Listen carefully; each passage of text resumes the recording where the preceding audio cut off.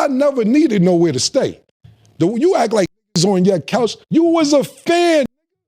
You begged us. You are a fan. A fan. Two pivotal members of the rap group The Diplomats, Jim Jones and Camron, have been having some diplomatic animosity lately. But only a few people are surprised, cause this duo has been at it for years now. Oh yes, Dipset has had its own fair share of internal rumblings and shakings because of the constant breakup-makeup back and forth between them. From the year 2010, when the team took a united front, Camron and Jones have bickered over and over again on false claims and business disputes. Really, the list is endless. This begs the question everyone is asking. What is it this time? What could have triggered the recent bad blood? Well, it's gonna be a little difficult to talk about now without some explanation about before. So we're gonna travel back in time for a bit. How did it start? Do you remember Tricky Ricky? Anyone here from the mid-2000s would probably remember that t-shirt Cam made where he printed Tricky Ricky, aka Jim Jones, is a trick. Well, according to what Camron said in 2017 on IG Live, those t-shirts were the beginning of the end. He'll say, I'm wrong, he'll say whatever, he'll say, this is what I did, and I'm not going on, I was dead wrong for this. I was dead wrong, and this is where the whole collapsed at. This is where everything went all the way downhill. I'm being totally honest. That year, he and Jimmy were having issues, and Cam was digging at him for spoiling Chrissy Lampkin, his new girlfriend. Now, if he'd stopped at just printing that t-shirt, Jimmy would have let it slide. But nah, Killer shot for the kill with this one. He printed out all the names of their mutual friends in jail, letting Jimmy know that helping his brother behind bars was a better use of his money than spoiling a girl. Even after Cam apologized and acknowledged his mistake, Jim didn't let go. I'm being totally honest, and if I could do it over, I swear to God, I would do it all the way over, because I see how their relationship grow, and I see they're still together, and I think that's real dope. So what I did was I made these t-shirts, and it said, Tricky Ricky, aka Jim Jones, is a trick. And on the back of the shirt, yeah, man, in jail. Snags was in jail. My man Chanel, for 15th, Young Handsome, he's in jail. We had a lot of in jail at the time. And I was sending them money. So I made the shirt that said Jim Jones, Tricky Ricky, and called him a trick. But those shirts hurt. With Cam and Mace, time seemed to calm the storm. But with Cam and Jim, things only got worse with time. And people like 50 Cent only made matters worse. We can't actually discuss this beef without mentioning 50 Cent. He's been here since the very start. We're talking about the 10 times more audacious, insulting 50 Cent of the 2000s. This was 2007, the year 50 had beef with about 50% of the New York rap community.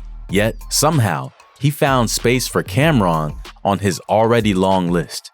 Anyway, 50 took things to a whole new psychological level and famously brought out both Jim Jones and Santana at a show in the Big Apple months later. As rumblings of discord within Dipset were becoming public, 50 exploited the brewing tension for his own benefit, something Cam acknowledged during their recent sit-down on his YouTube. 50, what you did, so we was having interior problems at Dipset. Nobody knew about this. Nobody knew that we was like not on the same page. Right. So when me and you were battling during our music thing, you got members of Dipset to come to your show. And I'm like, so I'm sitting there like, that was this is kind of smoke, because I wouldn't have thought about reaching out to Yayo or Lloyd Banks. I'm like, you going public with this? I'm like, yo. What was your thought process behind saying, yo, you know what? The songs. How did this work? How'd it go? I was there. Remember that time with Angie Martinez on the Hot 97 radio show when 50 came up and dissed Jim Jones's record label, Koch Records? Ken, what's up, baby? 50, what up, baby? Everything good. I just wanted to step in because I heard you could shut things down over here, and I just want to make sure what's going on. You know, they owe me some things over here. I just wanted to see what's going on. You can shut down Diplomat Project. I'm not talking about diplomats. Ken, you really want that? Nah, that's what I was asking. Can you do it? That's what I'm asking. What I'm saying to you is, listen, let me explain something to you. I'm saying to you, I got brother. projects over there. I got I just signed off. I just signed you off. Did Prodigy deal right. I just let him do that deal. Homeboy. Exactly. So why would you let him do a deal at Koch, a place that you think is the graveyard? The dude literally called it a graveyard. Anyway, the Hey Ma rapper was quick to respond to 50's comments. After the altercation, he released Curtis, a diss track. Curtis! I extended the clip. Never be friends with you pricks. Shout to a real Queens dude. You know Kenneth McGriff. He ran from police. You run with police.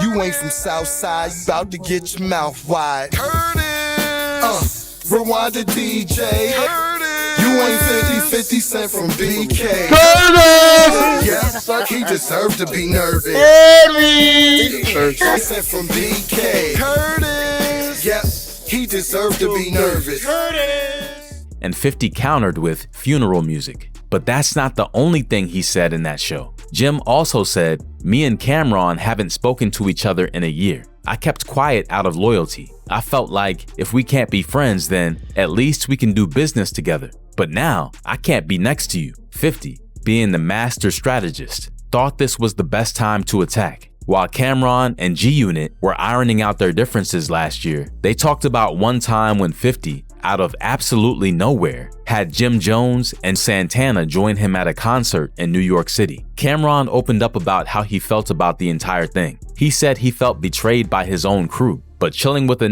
that he had beef with. Basically, he thought it was a sly move. In his words, when went on stage, I was like, this is spinning out. It was a checkmate moment. This devious, but I respected it. I liked that. Well, he might have liked it, but Jones didn't, not even in the slightest. That's why he voiced out on Justin LeBoy's Respectfully podcast a few weeks later. You got members of Dipset to come to your show. Be on my dick, right? They got nothing else to think about but Capo. I did a lot for them and they like, you heard? Both of them. Pause though, get off my dick. There's only space on there for baby girl, man. Come on, man. Tugging on my shit like that. He didn't stop there. He also downplayed Camron's business acumen, dissing his business decisions and how he achieved success. But things got real when Jim Jones called Cam's move to defend Koch Records childish. When Cam called the station over the Koch, I felt that was childish. You didn't come outside when it's time to really get active, so how dare you do some weak like that? As you already know, that stirred a lot of drama and hard feelings. At the moment, both of them are constantly throwing bloodthirsty jabs. Although Cam has been able to patch things up with Mace, we really doubt if reconciliation is still on the table for him and Jones after this. Camron claps back. If you thought that the down and out rapper would take Jim's insults lightly, you might want to think again. On his widely popular show with his friends turned enemies turned friends again, It Is What It Is, Cam went off on Jones. You are a guardian angel and designer. What the f is you talking about, man? You are from the Bronx, bro. You are not from Harlem. Why do you keep thinking that you are from Harlem, bro? You are not from Harlem. I did not grow up with you, man.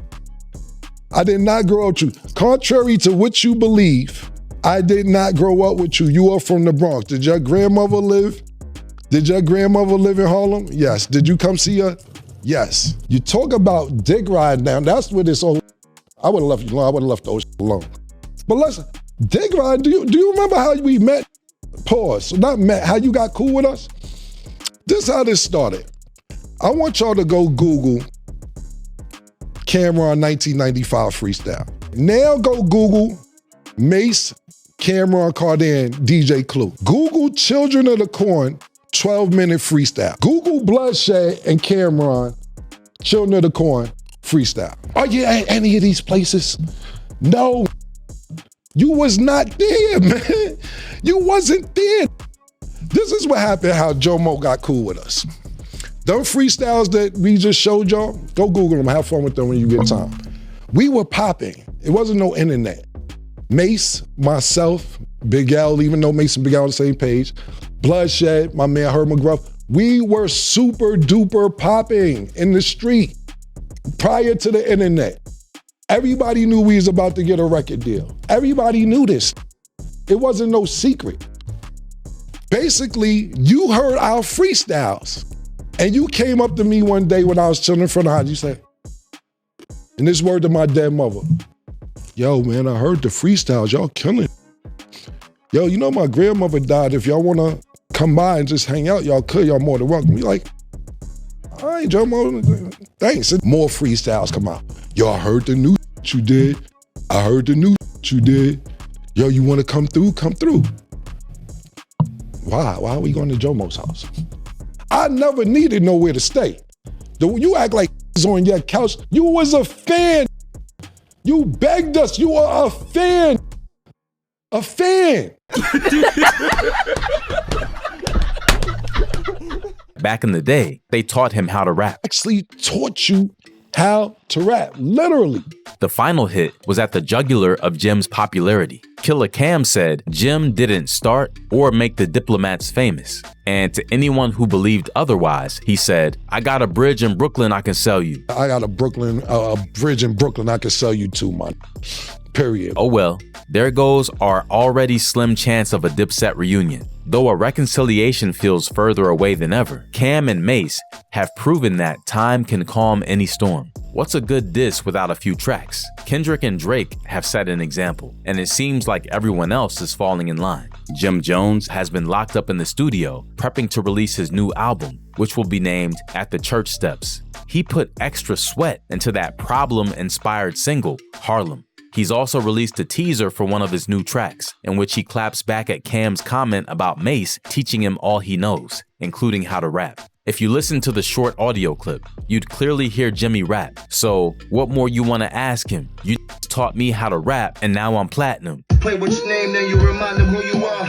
I'm just trying to tell my truth, but this line, oh my God. I done put so much work and I could have died on the job. I really been in kitchens with chickens when they was frying up the hard. I've been in powwows where they scream Lottie. I done walked out my building and I seen bodies. I've been in court, the DA is looking like he seen Gotti. And all my do they time, you know my team body. It's been 7 years since I seen Shotty. It's been 7 years since I saw Melly. And now we gotta fly straight cause he got 4 fellies. I've been going to the tunnel since you saw Belly. I done been through the most. Talking about we fake bloods, I had to spin for the coast. That was 20 years ago, I was just slim with the toast. Talking about they outside, but they put everything on the post. This was definitely a response to Cam's comment about his roots. As if all this wasn't enough, Jim actively pushed a Make Dipset Great Again campaign. Can this feud get any worse? Yes. While Jim's been posting clips and teasers of diss tracks in the works, Cam's more than ready to take this whole thing to the booth. Bad timing. The irony is that this sprang up after Jim started making an effort to revive Dipset. In 2009, they were beginning to realize that they were better friends than enemies. And Jim publicly told Camron that they needed to patch things up and make good music. Keeping hopes alive, Jimmy told Vibe, "We possess the hottest thing in hip-hop that hasn't happened yet, and everybody knows it. We damn near could be one of the reasons to make hip-hop a lucrative thing again, and that being the Diplomats. If we put it back together, there's a 50% chance because I'm in. Smell me? And that's a high percentile." They met up in 2010 and publicly ended their feud. And we were on the move to make music with Dr. Dre until, out of the blue, everything fizzed out. There was no record deal, no follow-up single, no album or anything else. Absolutely nothing. And then, fast forward to 2025, started the new year with fresh beef. Until 2016. The Diplomats resumed mending broken friendships and blinding new bridges. Then, Camron and Santana recorded a track that year, Oh Yeah, and things went south all over again. Everybody talking about, Flea, what you gonna do? And do what I want when I want. Okay. Welcome back. Yo, he wanted to play with me, man. I played with triggers. Took the oven off my waist, started baking. Doctor brought him back to life. I'm like, I'm breathing. Went in the ER, told him stop saving. Yes. Jones went off on IG, calling out his team of so-called friends for taking him off the song. Somebody asked Camron why he clearly took my verse off this song that we all recorded in his house about a year and a half ago, and then so quick to tell the world he doesn't know why Dipset not getting back together to do an album. Cam brushed him off in an interview with Angie Martinez that same year. I don't really mess with Jim no more. Come on, Cam. I really don't. Could you possibly be in one of those moments like you just said about Dame, that maybe it's just a little bit of time has passed, and how could you not after all that you two have seen and done and accomplished, how could you be in this spot? You know why? Because Jim puts a lot of things publicly. You know what I'm saying? Like, I don't put our business publicly. If it's a problem, you got my phone number, you could call me and we could resolve it. Like, same thing like you said with Dame. You don't really know that we had a problem. You might have been guessing or something. It wasn't because it wasn't a real problem. If you have a real issue, you got my number, call me. But once you start taking to social media and radio and making things public, I got a curve, and it just kept happening repeatedly, and I kept going back saying I'm gonna do this for Dipset or Diplomats or the business, and it just kept happening over and over and over publicly on stuff that didn't even really need to be public. Doesn't sound like him to me. Oh, it doesn't? I mean, I believe. I'm not saying your perspective is not, but I'm just saying I'm surprised by that. Is what let me give, like, for example, like, first thing. Well, this is not the first thing. Most recent things Jomo did was like, Cam, yo. So for instance, you block somebody, right, on Instagram. You don't know if you block somebody. You blocked him? Yeah. So, but the point is, you wouldn't know that, right? But you go on Instagram, yo, tell Cam to unblock me. Tell Cam to unblock. How does anybody even know you're Why blocked? did you block him in the first place? Because, all right, so we'll get to that. Like I said, this is probably going to be the last time I talk about Jomo, period, ever in life. I hope not. No, it is. But the thing is this, it's like, he had a problem with me and DC. You know what I'm saying? Him and me and DC had a problem. They fell out. They met each other to squash the problem. You know what I'm saying? Face to face, they squashed it. He still, don't meet nobody if you really don't want to squash it, because man, DC's my friend also. You know what I'm saying? That's my boy. Same way Jim was like my boy. So they squashed it. I was happy they squashed it. But then Jim still has secret feelings about people. And I'm just naming this one particular scenario that was the last straw for me. So, man, DC had a case or whatever going on, and I'll take a picture. Jewels will take 100 pictures with me and DC. He won't say anything. I take a picture of me and DC. Oh, you hanging out with them snitches. Oh, you better be careful. Ain't I snitching? I'm like, that's the last. Don't call me a snitch publicly on Instagram again. You know what I'm saying? And it just started to be overbearing. I'm like, dog, if you had a problem with dude, you could have told him that when y'all met up to squash it. I don't really. Or called you. Yeah, or call me. I don't have no problem talking to you to resolve stuff, but when you start putting things publicly and when you call me a snitch, hanging out with somebody that you squashed whatever beef was going on, I'm done at this point. He later said, this is all house money for Jim. He wasn't a rapper. Jim had been a long-time committed crew member, but Cam treated it as nothing. This seems to have hit Jim's emotions even after signing a management deal with Jay-Z's Roc Nation. Jimmy got very emotional while discussing the subject with Funkmaster Flex. I've been to trial for this. I've been on America's Most Wanted for this. I've been on gang files for this. I've been on everything you could name. So when people play with me, I get real emotional because I operate off emotions, as they know for all the times they've been with me. It's never been a time that I backed down from any situation in this world, except God. And I've been up against 20, 30 deep by myself, left me by myself. You heard? And I escaped those situations and come back and still get high five. Let's do it. What we doing today? And Jim, we never talked about that. Crazy, right? But that's not even the height of the matter. There's more. Man, shit was built about. I'll be watching the gram and I'll be watching these clowns and all these. But boy, if you really get to live this last 20 years that I lived, you would understand, boy. I put everything on the line for this. And I took it with a smile. Even when doubted me, down me, when I was on trial and told me I need to take the plea. Take what plea? We don't take pleas. You heard? By the grace of God, the trial gets dismissed because they couldn't find enough evidence of a shootout that happened on uptown over Camron.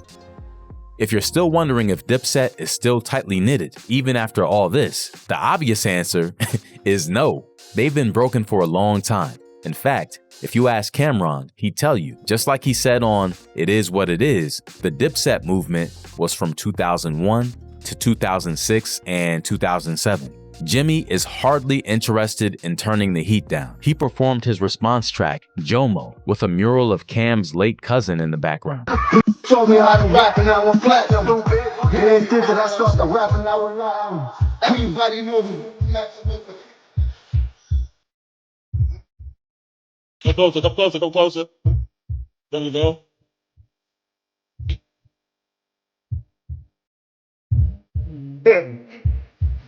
This is it, boom,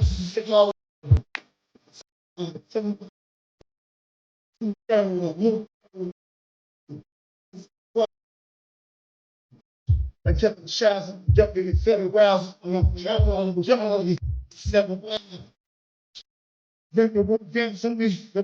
My young That's a very gothic turn of events for people who used to be close friends. Doubt this feud will cool off anytime soon. It's an all-out war for this duo. Camron did say that he ain't gonna respond publicly anymore cause he wants to keep things private. Do you think he'll keep his promise? What do you think of this entire situation? Let us know in the comments. If you enjoyed this video, tap the like and subscribe button for more content like this every week. And make sure to check out these other videos popping up. Thanks for hanging out with us today. And as always, we'll see you in the next one.